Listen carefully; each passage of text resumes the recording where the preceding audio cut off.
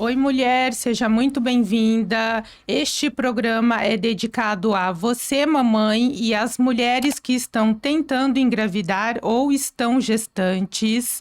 Eu sou Clícia Quadros. Eu sou Bianca Coelho e hoje nós estamos aqui com a Natália Gasparino, que vai dar um show de bola aqui pra gente. Oi, gente, oi meninas, boa noite. Agradeço imensamente o convite, é uma alegria estar aqui com vocês. Muito obrigada, Natália. Obrigada. Bom, então meu nome, Natália Gasparino, sou fisioterapeuta pediátrica e consultora de amamentação. Atuo na Físio há mais de 10 anos, há 12 anos. E na consultoria de amamentação, eu despertei o desejo de ir para a consultoria de amamentação depois de ter minhas 2 filhas. E estou na consultoria de amamentação há mais ou menos 3 anos, auxiliando mulheres aí nesse processo de amamentar. Ô, Natália, e deixa eu te fazer uma pergunta. O que é uma consultoria de amamentação?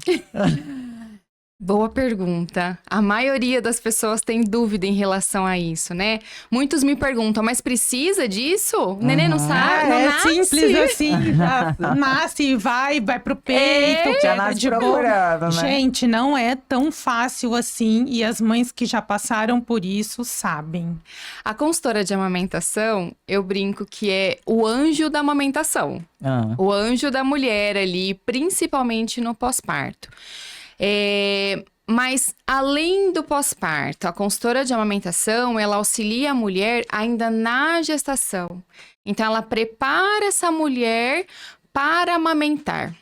Então, na gestação, a consultora de amamentação é um item indispensável para o enxoval da gestante. Enxoval. Já começa, então, durante a gestação. Durante a gestação. Em qual mês ou semana?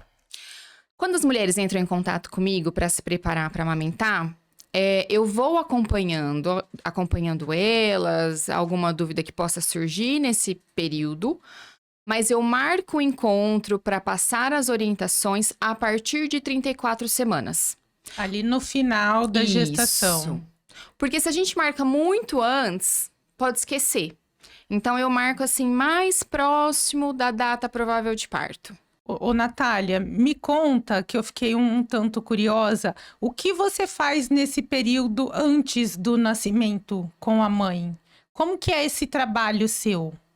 Tá, nós temos assim, um mundo de possibilidades na gestação. Se é uma gestação de baixo risco, não tem risco desse bebê nascer prematuro, então a gente vai trabalhar com a preparação. Então, ela vai aprender, ela vai tocar as mamas dela, ela vai aprender a ordenha, ela vai aprender a identificar quando esse leite desce, ela vai aprender a colocar o bebê no peito, a posicionar esse bebê de maneira correta, identificar sinais de fome, sinais de saciedade, identificar se esse bebê está mamando, né, a quantidade suficiente. Então, basicamente isso. E nunca ela sozinha, né? O pai também. Junto. Fator importante ali. Importantíssimo. E aí, a gente vai treinar posições. Então, eu levo a nenê, levo a almofada de amamentação. Então, a gente treina a posição.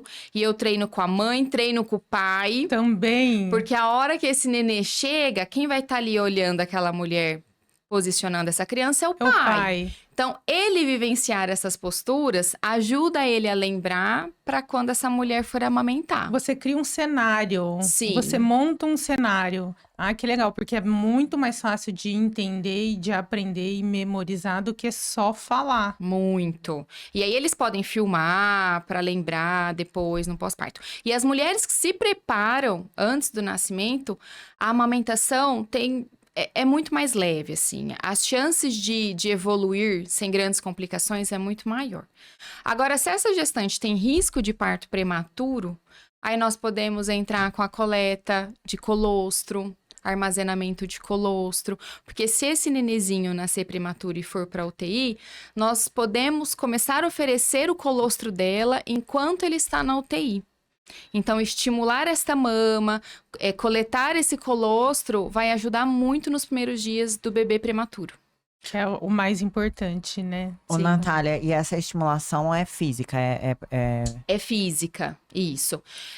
Então, lá depois das 30 semanas, 32 semanas, a gente vai começar a fazer uma coleta mesmo. né? Então, assim, vai ter a massagem na mama, Aham. vai ter a expressão de leite, mas vai sair muito pouquinho. São gotinhas. E aí a gente vai com uma seringa de 1 ml, coletando gotinha por gotinha, e armazena, congela. Entendi. E isso daí, isso tudo que você tá falando é no pré-parto. Pré-parto. Pré-parto. Isso. Mas você também auxilia no pós-parto. Também no pós-parto. Então, existem alguns momentos que essas mulheres me requisitam, né? Uhum. Quando a mulher vem para se preparar no pré-parto, a gente já tem um encontro agendado para o pós-parto. Então, esse nenê vai nascer, dentro ali de 3 dias eu já vejo essa dupla. Bem de imediato, Bem de imediato. você já tá fazendo o trabalho. Isso. Porque aí eu vou na casa dela, provavelmente ela não vai ter tido apojadura ainda. Vai ser só o colostro. Vai ter tido o quê? A apojadura. Que é A apojadura é a isso? descida do leite. Ah, tá. Estão escutando, né? Pra vocês que não são mamães. Então, a apojadura é a descida do leite, é quando o peito enche, fica cheio de leite. E isso acontece por volta do 4º, 5º dia, vai depender da via de parto. Se é um parto normal, que a mulher né, evoluiu para parto normal, esse leite desce mais rápido. Se ela foi para uma cesárea, mas ela entrou em trabalho de parto e foi para uma cesárea intraparto, o leite também não demora tanto. Agora, se ela agendou uma cesárea, não teve nenhum sinal de trabalho de parto, esse leite demora mais para descer. Né? Acho que isso é importante para tranquilizar as mulheres, que o leite não desce assim que nasce o neném, que leva alguns dias ainda, né? Esse leite não vai esguinchar da mama. A hora que ela pegar o bebê, já vai sair leite. Não vai. Vai ter apenas o colostro, que são gotinhas, que é bem pouquinho, que esse nenê vai mamar nesse início. E aí, esse encontro, nesses 3 primeiros dias, é justamente para tranquilizar ela. Porque quando ela aperta a mama e não vê jorrando leite, ela entra em desespero. Eu não tenho leite, meu filho tá passando fome. E aí, qualquer choro vira choro de fome. Mas, de fato, a criança passa fome, né? Nesses 3 primeiros dias, ou não? Não. Porque... Não? Não passa. Mas não sai leite. Ele tá acostumado a não comer. Ai, que judiação. Ó, o nenê, ele nasce com uma reserva energética grande. Então, ali, dentro de 24 horas, ele tem reserva energética. Nessas primeiras 24 horas, essa mulher vai levar ele várias vezes ao peito. Então, vai começar a sair o colostro. Uma gotinha de colostro é super calórica. Então, ela é rica em gordura. Então, vai sustentar o bebê. O estômago do bebê no primeiro dia tem por volta de 7 ml. Meu Deus. É muito pititico. Entendi. Então, é muito pouquinho mesmo. Pouquinho que sai do peito da mãe sustenta o bebê. Mas nós temos mesmo, né? E aí vem as avós, e aí escuta esse menino Acho que todo mundo chorar. da família. Vem vai, todo vai mundo comer da família. canjica, vai comer... Vai tomar cerveja Vai tomar cerveja preta. É. E aí essa mulher que gerou uma criança se sente, né? E ao mesmo tempo é cobrada pela sociedade em produzir o alimento dessa criança. E aí vê que não sai leite suficiente, ela entra no estado de pânico. Ela fica desesperada. Ficando desesperada, ficando, né, ansiosa, agitada, aumenta cortisol. E aí dificulta mesmo a Aí que não tem descida leite, desse leite, né? O corpo produzir prolactina, ocitocina, precisa de um ambiente mais estável emocionalmente. Mais produzir. calmo, tranquilo. Então, o cortisol, ele atrapalha na descida do leite. Atrapalha. Se a mulher ficar estressada, ela vai ter dificuldade de produzir dificuldade, leite. E aí, então, agora eu quero saber uma coisa. Porque machuca o bico do peito, a Então, amamentação, mas, não? acaba diminuindo a produção do leite se ela não conseguir lidar muito bem com essa situação, né? Meu Deus, como é difícil amamentar, não? Não é muito tão desafiador. simples. Não é tão assim, simples. Eu não gosto de falar para as mães que é difícil, mas é extremamente desafiador. Não é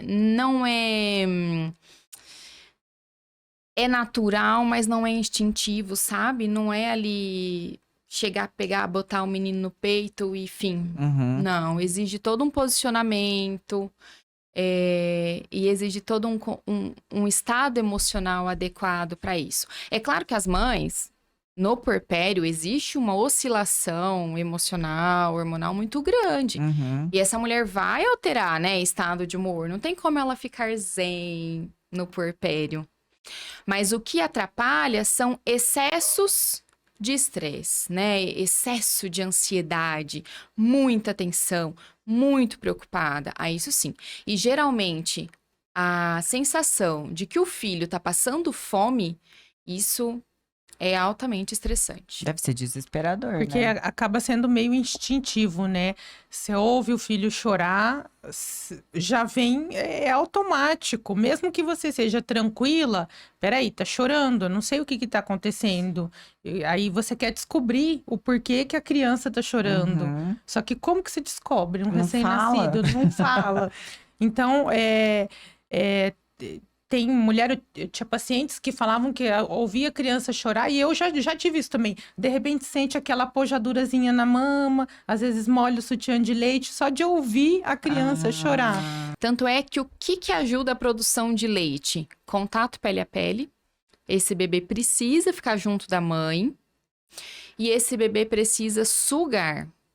Então, quando esse bebê encosta a boquinha no peito da mãe, já manda informação para o cérebro produzir prolactina, ocitocina, e aí sim desce essa informação para as glândulas mamárias, e aí começa a produzir leite.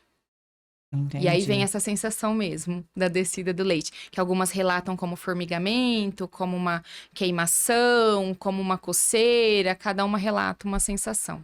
Então não é uma coisa imperceptível. A mulher sente o leite descendo. Sente. Literalmente. A maioria não é? sim, a maioria sim. Entendi. Algumas mulheres que têm baixa produção, aí pode ser que não sinta nada. Entendi. Ô, Natália, e esses negócios de canjica, de cerveja preta, é verdade? É mentira? Conta. Olha, eu gosto de dizer assim, a cerveja preta não, tá, gente? Isso é indiscutível. Acho que o vinho é melhor que a cerveja preta. Aí no caso da mulher que tá amamentando, não vai Não dar, pode. não vai poder. Mas eu gosto de pensar assim, a canjica, se for feita pela mãe da mulher, Ah, com carinho. Porque te remete uma história remete. de afeto, uma memória. E aí Isso.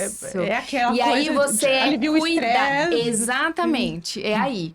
E aí aquela mulher que até então era só filha e que acaba de se tornar mãe e que tem que cuidar de uma criaturinha, ela está sendo cuidada pela própria mãe. uhum. Então tem essa questão do aconchego. Ela é mãe, mas ela é filha também. E aí... Isso. Ai, Natália, precisa comer canjica para ter leite? Não, não Uhum. precisa. Mas se sua mãe fizer, como com gosto. Mas se a mamãe fizer, come. Come que o leite desce, né? Isso. Para ajudar na produção de leite, nós temos outras opções, tá? Nós temos vários galactogogos. O que é galactogogo?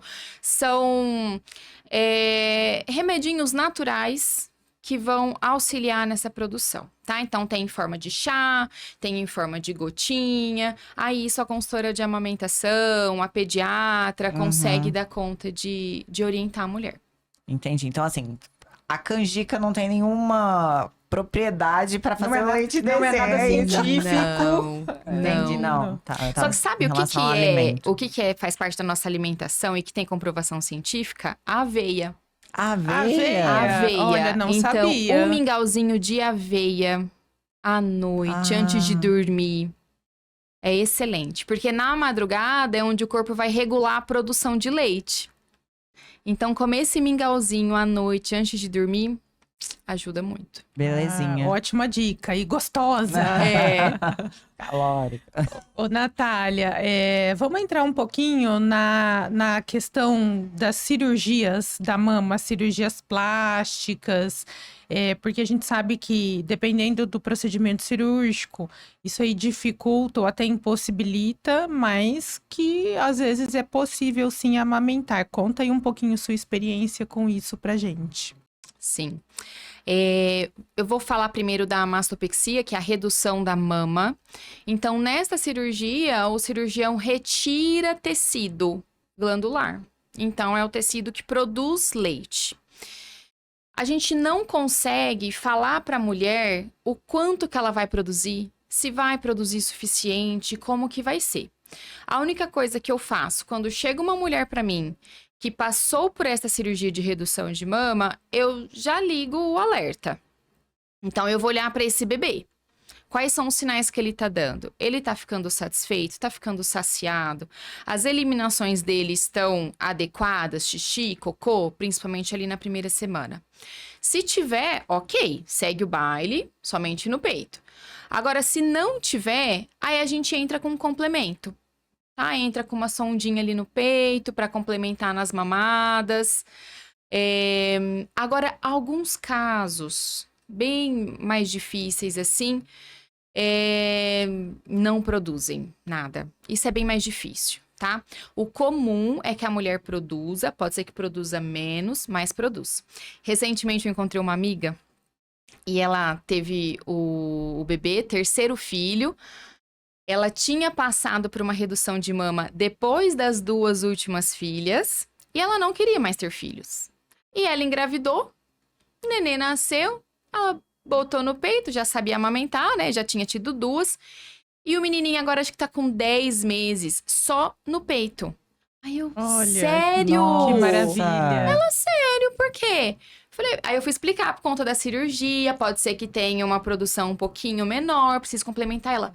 Verdade? Nunca tive isso. Ele sempre foi só no peito e tá gordinho, bochechudo. Então, assim, tem casos e casos. Então é possível, né? É possível. Eu acho que o mais complicado é quando na cirurgia você acaba seccionando os ductos que ejetam o leite. Aí mesmo se essa mulher tiver leite, o leite não sai. Não tem pra onde então sair. não amamenta, né? Não Entendi. consegue. Entendi. Essa é uma questão. Acompanhei um caso desse até hoje, onde a mãe produziu leite, a mama cheia de leite, e ordenhava, tentava, a gente massageava, ordenhava, não saía. Nossa, essa mulher Nossa, sofreu, e hein? aí, Porque a faz mama o quê? dói pra Dói caramba. E faz o quê? Tem que tomar remédio para Remédio. secar o leite, estimular a secagem do leite de várias formas, porque às vezes só o remédio não vai também. E o silicone? O silicone não atrapalha. O silicone tem a particularidade no sentido que, quando a mulher coloca silicone, ele compete um pouco de espaço com a mama ali, com As o leite glândulas. armazenado, com as glândulas. E o cérebro, ele manda informação para parar de produzir leite com a mama cheia. Então, um pouquinho que a mama enche, o silicone tá ali comprimindo ela, o cérebro já recebe informação, corta já a tá produção. suficiente, pode parar de produzir. Então, isso é a única observação, a única coisa que a gente precisa ficar um pouco mais atenta na mulher que tem silicone. Aí a pergunta que não quer calar. Como que o bebê vai dar essa informação pra gente? Ela já deu algumas dicas Meu aqui, então Deus. conta mais pra gente. O que você olha no neném pra mãe saber que esse neném está bem nutrido? Então, vamos para a primeira semana, que é a mais difícil. Então, o nenê chega, e eu costumo brincar com elas que o nenê é um estrangeiro que chega na casa da gente. A gente precisa aprender a língua que ele fala. E aí, uma das coisas que a gente mais precisa olhar são as eliminações. Xixi e cocô. Primeiro dia de vida do bebê, essa mulher precisa trocar uma fraldinha, pelo menos, de xixi bem cheinha. Segundo dia de vida, 2 fraldinhas bem cheias. Terceiro, 3. Quarto, 4. Até o 7º dia, vai aumentando uma fralda por dia. A partir de 1 semana de vida, esse bebê precisa encher de 6 a 8 fraldas de xixi.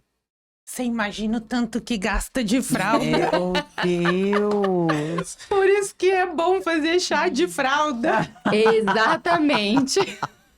Ajuda muito. E aí vem o cocô. Gente. O cocô, ele vai mudando de cor nessa primeira semana. Então, primeiro, segundo dia é o mecônio. Então, é um cocô bem preto. Conforme esse nenê vai mamando, então pensa, o colostro é o leite, é o líquido dourado que a gente chama. Então, esse líquido dourado vai entrando ali no intestino do bebê. Então, esse preto, esse cocô preto precisa ir clareando. Uhum. Então, terceiro, quarto dia de vida precisa ficar um verde musgo, depois laranja, amarelinho, até um amarelo bem mostarda. Então, lá no 7º dia, esse cocô precisa estar amarelo mostarda. Que aí a gente sabe que esse bebê está ingerindo boa quantidade. Isso na primeira semana. Isso na primeira semana. Após isso, ganho de peso. Ah, tá. E aí Porque aí o com cocô, vai, 7 o cocô vai continuar amarelo? vai. Não é igual de jeito. É. Cocô bem amarelo. Até quando? Até começar a comer. Até começar a comer. Porque ele não come, é só no leite. Gente. Então o leite da mãe tem que fazer o cocô do neném ficar amarelo. Entendi. Ô, Natália, já vamos aproveitar então. Você dá mais algumas dicas para as mamães e futuras mamães a respeito, assim, dos sinais do neném. Como você sabe que ele tá satisfeito, ele tá saciado com aquela mamada? Porque a gente fica desesperado, eu já passei por isso também. A gente não sabe, mamou 15 minutos e não quer mais, mas mamou muito pouco, mamou o suficiente. Aí, dali 2 horas quer ir pro peito de novo, ou aquele neném que fica pendurado no peito 1 hora, ele tá mamando. Explica pra gente um pouquinho o que acontece com isso. Tá, ótima pergunta. Ó, vamos lá. Então, antes da gente ir para essa parte, eu vou só voltar um pouquinho antes para essa mãe entender quando que esse bebê realmente tá com fome. Porque nem todo choro é fome. Isso é importante. Então, a única linguagem do bebê é o choro. O único meio de comunicação do bebê é o choro. Então, bebês choram. E eu vejo que tem uma expectativa por parte dos pais, principalmente os pais de primeira viagem, onde os bebês não vão chorar. Onde vai se colocar no berço e vai ficar ali mas é lindamente. difícil, hein? E bebês não gostam de berço. Não gostam de carrinho, eles querem colo. Então eles choram. Chora pra expressar que quer ir pro colo, chora pra expressar que tá com calor, que tá com frio, que tá com desconforto e que está com fome. Quando um bebê tem fome, ele dá alguns outros sinais antes do choro. Que eu falo que são os melhores sinais, antes que o bebê chore.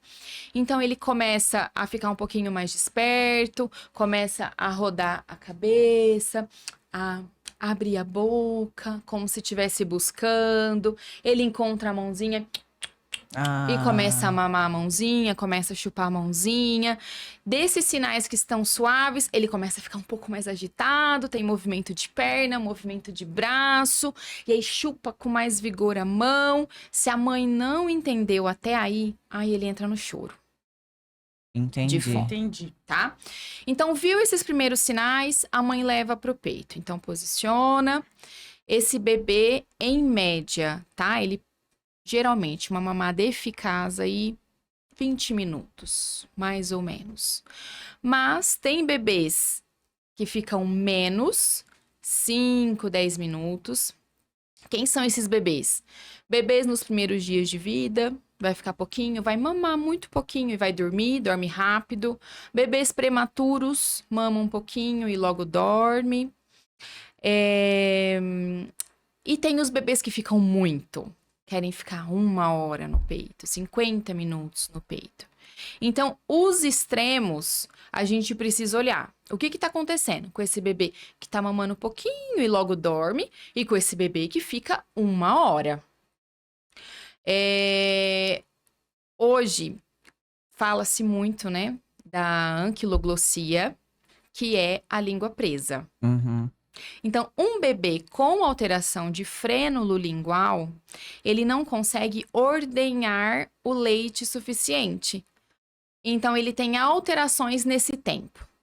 ou mama pouquinho e cansa, ou como ele não dá conta, ele fica muito no peito. Porque como a língua não é eficaz, ele tira menos, consegue extrair menos leite. Então, ele fica um tantão no peito. Então, é sempre importante buscar a orientação de um profissional. Quando esse bebê fica muito pouquinho ou quando fica muito. Quando passa de meia hora no peito. E aí, depois que mamou, se ele tem... Vamos supor que esse bebê ficou 20 minutos. Fez uma mamada eficaz. Dormiu. E aí, vem os sinais de saciedade. Quais são os sinais de saciedade? Bebê soltar o peito e dormir. Ou o bebê soltar o peito, ficar em estado de alerta, olhando pra mãe, sabe, ali, tranquilão. Sabe a gente quando almoça e come muito? Fica, E a gente até assim, triste, né? é a mesma coisa que o bebê. Então, não necessariamente ele precisa dormir. Ele pode ficar tranquilão ali de olho aberto. E a história do arroto entra onde, mulher? Conta pra gente, porque todo mundo tem um quê com esse negócio, o neném tem que arrotar, tem que arrotar. Não tem, não? Não é obrigado, né? Nós temos profissionais que orientam, que dão várias orientações, né?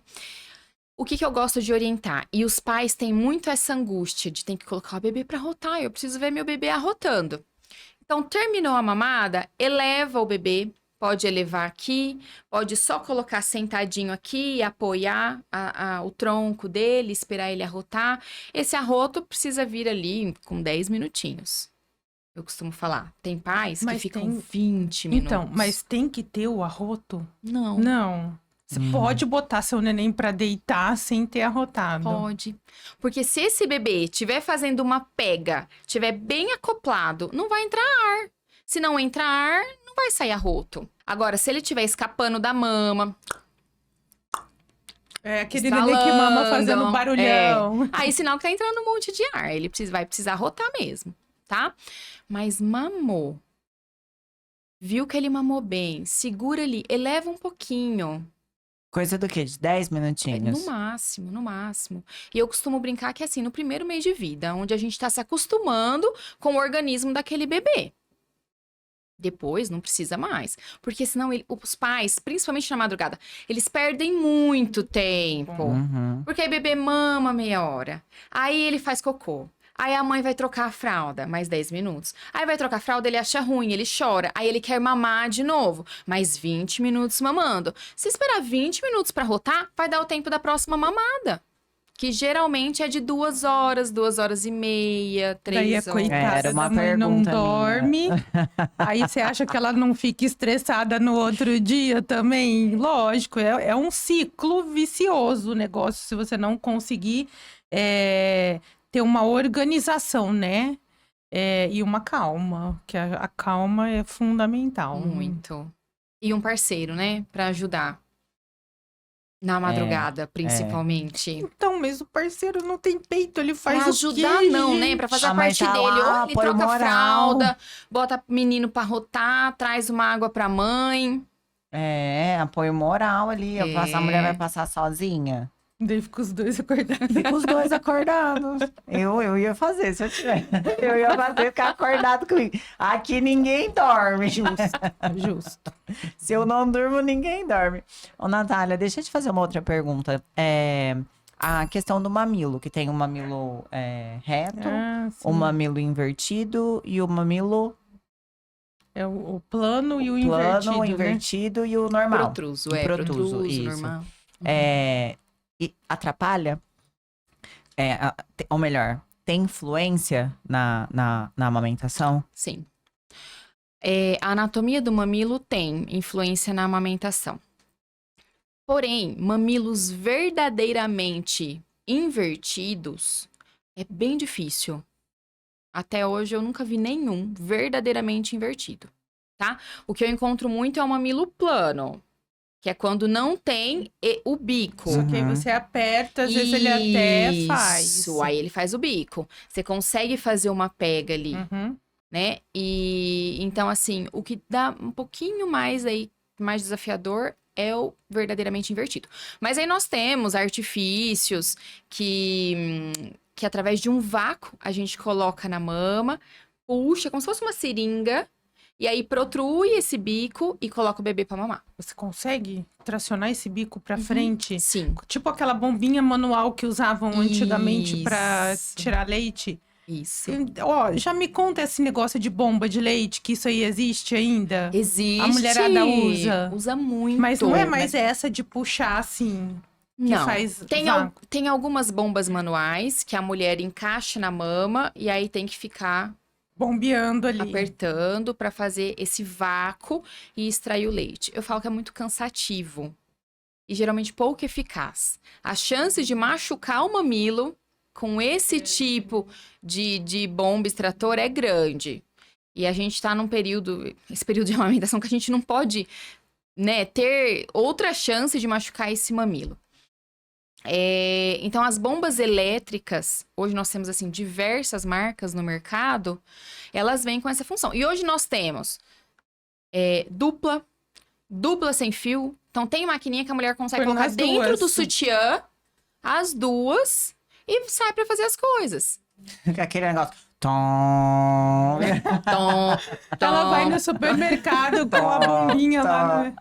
Natália, deixa eu só voltar um pouquinho que ficou uma dúvida em relação ao mamilo. O mamilo plano, a cada mamada a mulher tem que fazer a sucção? O invertido. O invertido, O plano não o plano precisa não, tá. fazer essa extração com o auxiliador lá. Uhum. Só o verdadeiramente invertido. O plano, a gente vai fazer a prega da auréola. Porque qual que é o mito? Se a mulher não tem bico, ela não amamenta. Mas o bebê não pode ficar no bico. O bebê tem que ficar Isso, na mostra pra auréola, gente. tá? Então, o nenê que fica só aqui, ele Não- machuca Muito, e não pega leite nenhum. não pega. Então Então, se o nenê fica só ali, você tem que fazer a prega da areola e colocar na boquinha dele. Isso. Então, a gente coloca o polegar, o indicador, né, nas extremidades da auréola, faz uma compressão como se fosse um sanduíche. Sabe quando você vai comer um hambúrguer? que Você tem que aperta, apertar assim. pra Aham. conseguir abocanhar. Mesma coisa com a mama. Então, a boquinha do bebê é pequenininha. Aham. Então, a gente faz essa prega pra conseguir introduzir na boca do bebê uma maior quantidade de tecido. Então, ele tem que ficar com bocão. Tá? E aí, no bico, ainda nos tipos de bico, quando a mulher tem bico muito grande, isso Também também é influencia, difícil, né? Também é É. difícil. Ah, porque Porque a boca do neném é pequenininha. Tem mulher que tem um bico bem grande. E um recém-nascido, a boca dele, gente, o bico vai tipo Esse na sim, goela da sim. criança. Aí ele fica nauseando. Aí a gente precisa trabalhar a postura da mãe. Geralmente posturas que vão contra a gravidade. Então, mãe reclinada e nenê por cima. Pra não deixar que essa mama entre entre. muito. E aí Olha, o tudo leite cheio sai. de técnica. Então, mas aí o leite é mais difícil o leite sair nessa postura, né? Porque a gravidade ajuda na saída do leite ou não? Não, o que vai fazer esse leite sair é a sucção do sucção bebê. mesmo. Sucção eficaz, Aham, tá? É isso que vai ajudar esse leite a sair. A entendi. sucção do bebê. Ô, Natália, uma outra coisa. Em relação à pega da criança, você pode explicar um pouquinho mais, dar uma aprofundada? Mostra pra gente como que é. Tá, então, há um tempo atrás, tinha-se a ideia de que o bebê, pra estar pegando direito, tinha que olhar a boquinha dele na mama. Se ele tivesse com boquinha de peixe, que é lábio de cima evertido, lábio de baixo também, tava tudo certo. E hoje a gente sabe que não é mais assim. Os lábios ajudam a vedar e quem vai fazer o trabalho é a língua. Então, ele precisa abrir um bocão. Então, a mulher vai fazer a prega na mama. E uma coisa que eu sempre gosto de ensinar para elas: passe a mama entre o nariz e a boca. Porque vai acionar reflexo de abertura de boca no bebê. Então, o bebê até 3 meses tem muitos reflexos. Inclusive na região da boca. Então, quando a mulher passa o bico aqui, o nenê abre. Quando ele abre, ela coloca grande parte de tecido na boquinha dele. Então, ele vai abocanhar. O lábio que fica em cima, ele fica na posição neutra. Então, nem para dentro e nem para fora, posição neutra. O de baixo, sim. O de baixo fica aberto, né? Então, fica aqui. Queixinho bem encostado na mama, porque quando ele faz a sucção, ele faz um trabalho com a mandíbula.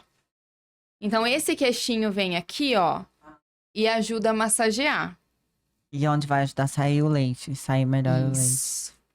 Nariz longe, o nariz tem que ficar livre, não Pra pode respirar. ficar enfiado na mama. Uhum. Quem fica encostado na mama é só o queixo, então nariz livre.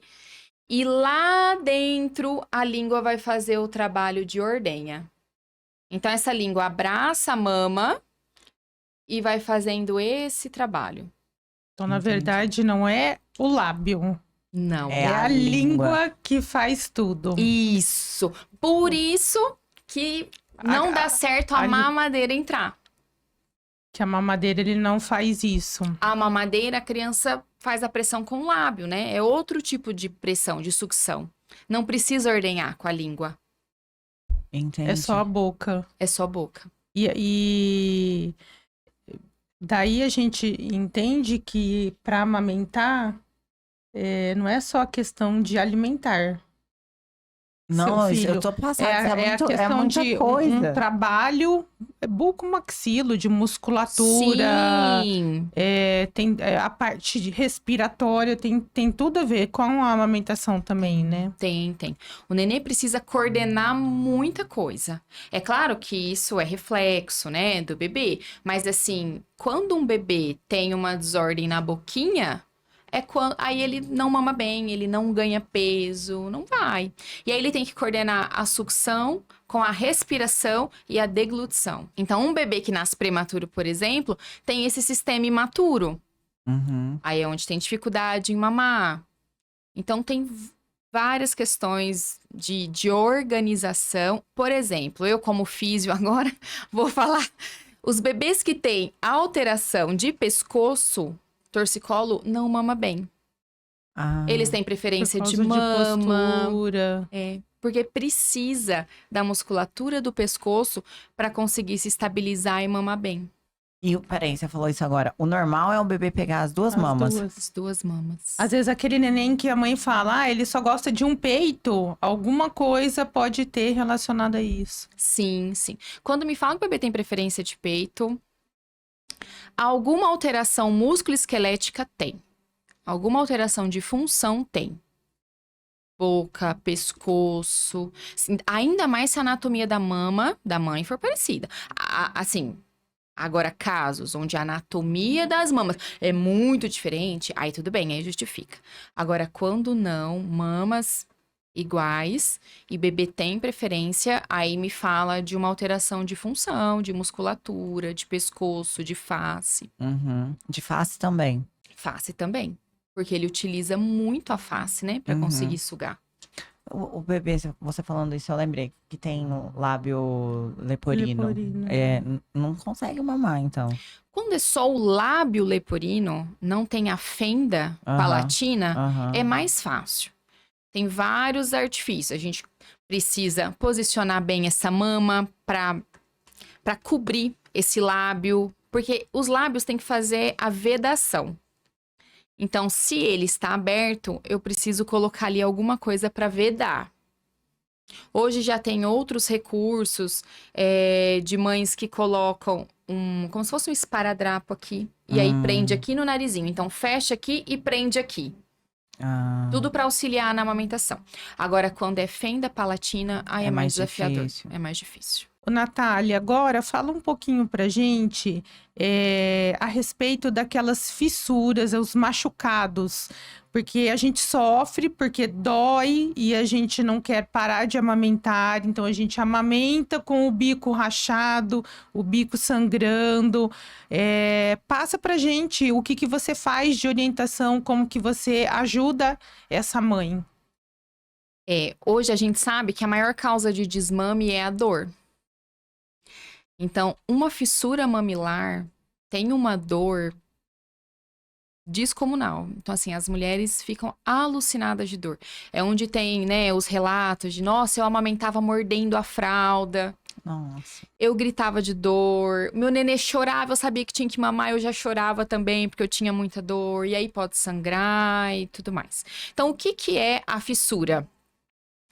mau posicionamento do bebê ou uma pega errada. Tem alteração de pega e tem alteração de posicionamento. Na maioria dos casos, ajustando o posicionamento do bebê, alinhando o bebê no colo da mãe e ensinando ela a colocar na boquinha do bebê grande parte de tecido, da mama, abocanhar grande parte da auréola, já resolve as fissuras.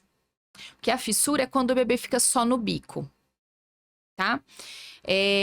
Agora, se o bebê tiver uma alteração de frênulo lingual, uma alteração de língua, aí precisa procurar outro profissional para avaliar, uma fono, uma odontopediatra, para resolver esse problema, muitas vezes uma cirurgia aí, uma frenectomia, para ajustar e não machucar mais. Mas, gente, esse neném já ela não sai do hospital quando nasceu com o frênulo cortado? Na época que eu tive meu primeiro filho, era desse jeito.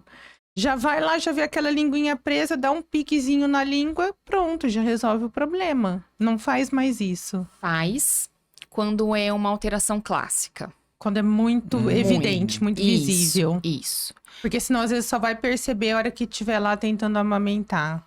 Isso mesmo. Então, quando é aquela alteração clássica, que a origem do frênulo é na ponta da língua, que a língua fica formato de coração, aí faz, no hospital. Tá, eu vou contar um caso. Bom, Quando o Thiago nasceu, dali uma semana que você já você vai levando em pediatra, né? A gente achava estranho porque ele fazia... Aí a língua fendia, fazia um racho no meio. Eu falei assim, epa, tem alguma coisa de estranho aqui. Cheguei no pediatra para a primeira consulta de puerpério. Ah, ele tem aqui um freno ali, tá segurando. Por isso que a hora que ele põe a língua para fora, dá a impressão que a língua reparte. Catou a tesoura, pá! Na sua frente. Gelou. Eu falei, nessas horas a gente não é médico, né? A gente não lembra de nada. Mas foi meio, tipo assim, resolveu o problema ali. Pá, pumba, acabou, foi. Nossa, nossa, acho que se é o meu filho, lá no mesmo jeito que vai, leva um tapão. Hoje o mais indicado é raros profissionais que fazem hoje no consultório. Eu escutei uma história essa semana de um profissional que fez no consultório. Mas o melhor é que busque por um odontopediatra, que faça analgesia, que faça o procedimento. Não, mas isso já tem mais de 20 anos, né? Sim, mas hoje ainda acontece. Hoje ainda acontece. Então, o odontopediatra, ele é o profissional mais capacitado para fazer esse tipo de procedimento. Para retirar todas as fibras. Então, não é nem o pediatra, é o odontopediatra. O odontopediatra. Tá? É o melhor. Então, saiu do hospital, não fez lá, e mesmo assim a gente tem dúvidas de que tem uma alteração de frênulo, a fono, especialista em bebês, avalia e manda para o odontopediatra. E se necessário for, a odonto faz. Certo. Entendi. Então, aí... linguinha alterada machuca peito, então precisamos resolver isso, mas o posicionamento também. E qual que é o posicionamento correto? Bebê alinhado. Então, se o bebê tá aqui deitado na posição tradicional, essa orelha, ombro e quadril precisa estar tudo na mesma linha. Bebê não pode estar com a boca no peito da mãe, a barriguinha virada para lá. Pra baixo. Isso não. Isso machuca peito da mãe. E agora, então, eu quero saber a solução. O que você faz com essa mãe e esse bico desse peito para melhorar? O que se faz de preparo? Porque na época que eu fazia a obstetrícia ainda, a gente orientava alguns preparos com esse bico do peito durante a gestação. Eu quero saber como que tá isso hoje. Então, eu quero saber como que você trata a hora que já ferrou de vez esse bico e se realmente no pré-parto, durante a gestação, tem-se que fazer alguma coisa para prevenir. Tá. Então, vamos começar de trás para frente na sua pergunta, tá? Preparação da mama, não. Zero preparação. Não tem que preparar o bico, não tem que passar bucha, não tem que... Nada, tá? Nada. A preparação para amamentar é estudar, é se informar, é se preparar intelectualmente, tá? Com informação de qualidade. Essa é a única preparação. Nenê nasceu... Machucou o bico da mãe, e agora? Primeira coisa, por que que está machucando? Então, a gente precisa resolver o que está machucando. É o posicionamento? É a língua? Vamos resolver isso. Ajustou isso? Aí nós temos as técnicas para ajudar a cicatrizar. Nós temos o auxílio do laser, nós temos algumas pomadas, não são todas. As pomadas mais indicadas não se encontram em farmácia. E nós temos o auxílio do próprio leite. Então, quando o neném acaba de mamar, ordenhar um pouquinho, passar o próprio leite na mama, ajuda a cicatrizar, tá? Então, isso é ótimo. O leite auxilia muito. A minha avó fala leite isso pra minha prima. Ela fala, tem que passar o leite, filha. O leite ajuda muito. E o laser é o que elas mais gostam, assim, é o que a gente mais faz. O laser auxilia muito mesmo, acelera, né, o processo de cicatrização. Porém, não adianta ficar lá fazendo 10 sessões de laser e não resolver a causa. Continuar com a pega errada. E continuar machucando, tá? Então, por isso que tem sempre que resolver o que está causando essa fissura. Tá. E você citou a pomada, de passar uma pomada. Essa pomada, ela não vai fazer mal pro bebê? Não, essa pomada não faz mal pro bebê. Inclusive, não precisa nem retirar ela. Pode passar a pomada e a hora que der o horário dele mamar, ele pode mamar. O que acontece, algumas pomadas mais populares, por mais que não precisa remover para o bebê mamar, elas são à base de lanolina e aí deixa a mama oleosa. E aí, a hora que o bebê vai mamar, ele escorrega pro bico e machuca. Entendi. E então tem que fazer... Toda vez que a mãe vai dar o leite pro bebê, ela tem que fazer asepsia da mama ou... Não. Não precisa. Nossa, eu ia ficar igual louca com alto 70. Ai, misericórdia. Você tem que deixar ali, passar seus anticorpos, suas bactérias. Exatamente. É tudo junto, entendeu? Gente, é muita coisa. Essas bactérias aí do bem precisa ir pro intestino do bebê. Precisa ajudar o sistema imunológico dele. Ué, igual você não vai deixar seu filho botar a mão nunca no chão? Eu não ia, não. Sim. Não ia, não. Ficar numa redominha de vida. Natália, vamos falar um pouquinho agora de bico artificial. Qual é a sua opinião? Onde ele entra? Ele é o bonzinho ou ele é o vilão? Ótima pergunta, vamos lá.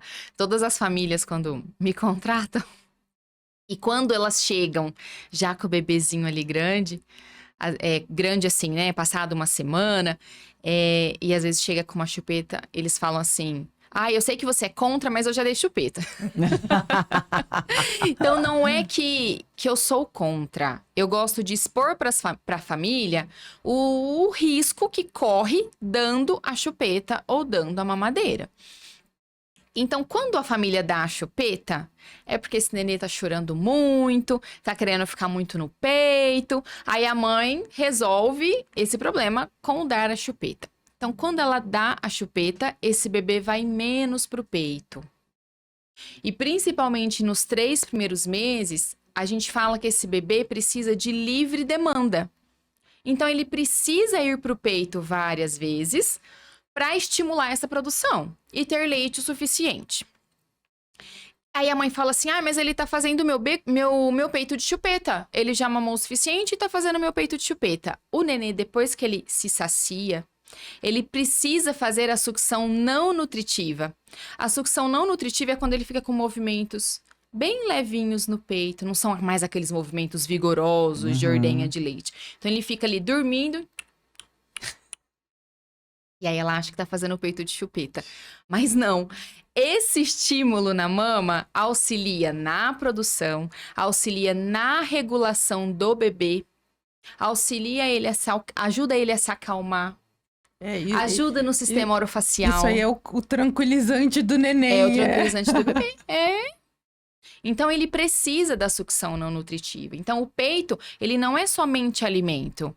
Ele é aconchego, ele é conforto, ele é calmante. Então, ele precisa. Então, colocar a chupeta na boca do bebê corre o risco de reduzir a produção de leite da mãe. Isso é a primeira coisa. Outra coisa, quando esse bebê fica com a chupeta na boca, essa língua, ela não repousa no céu da boca. Porque a língua de todo mundo precisa repousar no céu da boca. para formar o palato, para garantir a mobilidade dessa língua. Então, quando entra essa chupeta, essa língua fica baixa. A língua ficando baixa, eu posso alterar essa mobilidade, esse posicionamento. Então, a hora que vai para o peito, se altera posicionamento, vai alterar na eficácia da ordenha. Ô, Natália, e a sucção no seio da mãe, a língua ela não repousa também? Ela não repousa, só que ela tá posicionada, ela tá canulada no seio da mãe. Então, ela abraça o peito da mãe. Ela fica neste formato. A chupeta não tem essa maleabilidade, né? Então, a língua fica baixa, fica parada ali. Enquanto no peito da mãe, a língua tá canulada, fazendo a função dela, por mais que não tenha vigor. Entendi. Tá? Então, realmente, de fato, é diferente a chupeta do peito. Muito diferente, muito diferente. Assim como as mamadeiras. Hoje no mercado tem mamadeira que imita o bico do peito. Bico de não sei o quê. Bico pra tomar leite, pra tomar água, pra tomar não sei o quê. Não, tem bico pra tudo quanto é tipo. E muitos garantem, e esse se aproxima ao peito. Não, nenhum se aproxima ao peito.